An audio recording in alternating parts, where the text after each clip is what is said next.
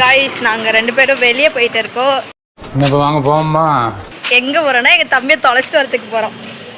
என்னை ரொம்ப டார்ச்சர் பண்ணுறான், ஸோ அதனால அவனை தொலைக்க போகிறோம். வாங்க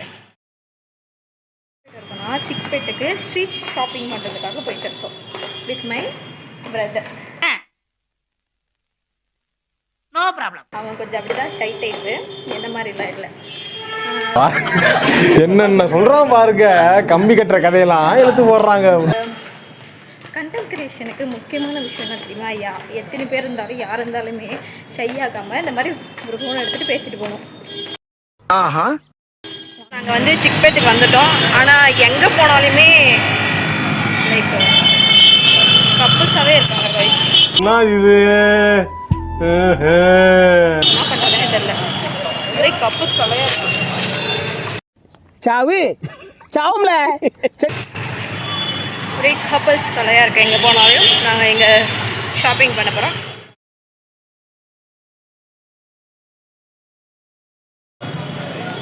காய்ஸ் நாங்கள் வந்து தான் ஷாப்பிங் முடிச்சுட்டு மெட்ரோக்கு கிளம்ப போகிறோம். எங்கள் தம்பி ஓவர்லோட தூக்கிட்டு வந்துட்டா இருக்கான்.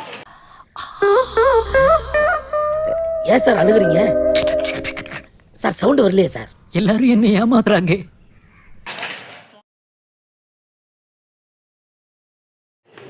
இவனுக்கு ட்ரெஸ் வாங்குறதுக்கு நான் கடற்கடையாக ஏறி இறங்கி நடந்தேன்.